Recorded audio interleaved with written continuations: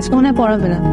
এই চল তো। কি রে, তোরা চলে যাবে? স্যার আমি কোথাও ফাইজলামি করলাম বলেন তো? স্যার আপনিই বলেন। আমরা তিনটা মেয়ে রাস্তা দিয়ে যাচ্ছিলাম, সেখানে দেখলাম একটা সাইকেল চুপচাপ দাঁড়ায় আছে। তখন আমরা কি করব? আমরা কি তখন খুঁজে বের করব যে সাইকেলের মালিক প্রকৃতিটাকে সারা দিতে গেছে না বিড়ি খাইতে গেছে? স্যার আমরা তো বিড়ি খাই না স্যার। ও কি বলতেছে এসব আবল তাবল? স্যার আমরা সেটা বিবেচনায় নেই নাই। আমরা দেখলাম আমাদের সামনে তিনটা দামড়া ছেলে প্রকৃতির ডাকে সারা দিচ্ছে, আর সামনে সাইকেলটা চুপচাপ দাঁড়ায় আছে। আমাদের সাইকেলটার জন্য মায়া লাগলো, তাই আমরা একটু দুষ্টামি করে সাইকেলটার চাকাটা পাঞ্চার করে দিচ্ছি। স্যার এখানে কি কোনো দোষ আছে? ও আমাকে ফাজিল বলছে স্যার, আমার বাপ পাতলি গালি দিছে স্যার। ও তো স্যার বেয়াদ, ফাজিল তো কম বলে ফেলছে ওকে। আমি স্যার, আমার ডিস্টার্ব হইতেছে, প্লিজ। আচ্ছা ওকে, আচ্ছা না এভাবে কথা বলতে হয় না।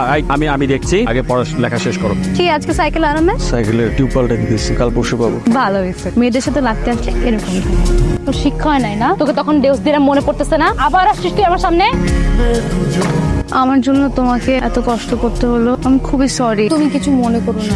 আরে না, কি বলো, ওরকম ব্যথা তো পাইনি, শুধু শুধু তুমি ফার্মেসিতে নিয়ে গেলে। তাও তোমার আজকে ওভাবে ছুটে আসাটা উচিত হয়নি। কেন আসলে বলো তো? আরে তোমার সাথে এরকম করবে আর আমি কি থেমে থাকবো নাকি? চলো তোমাকে আজকে তাহলে বাসায় একটু ড্রপ করে দিয়ে আসি। আর না না, আমি যেতে পারবো, সমস্যা নেই। আমিও তোমাকে ড্রপ করে আসতে পারবো।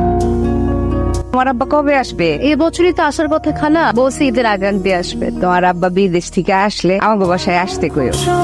ওর আব্বা আর তোমার আব্বা দুইজনের জিগরি দোস্ত ছিল। আমি আজকের মতো আসি। হ্যাঁ, চলে যাচ্ছ? বিস্কিট গুলো শেষ করে যাও।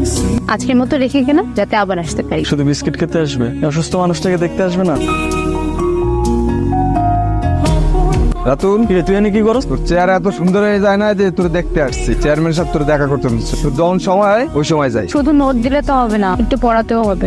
মানে তুমি তো কত ভালো স্টুডেন্ট, পুরো এলাকায় কত নাম ডাক, আমাকে তো একটু পড়ালেও পারো। দেবো বাবা, তুমি তো নিজে একজন ভালো স্টুডেন্ট। না, আমার মনে হয় আমি ভালো কোথাও চান্স পাবো না। এরকম হতাশ হবে না, তুমি একজন ব্রিলিয়েন্ট স্টুডেন্ট। আমি প্রিটি শিওর তুমি একটা ভালো জায়গাতে চান্স পাবা। একটা সত্যি কথা বলি, বলো। তোমাকে দেখে না আমি সাহস পাই। তাই?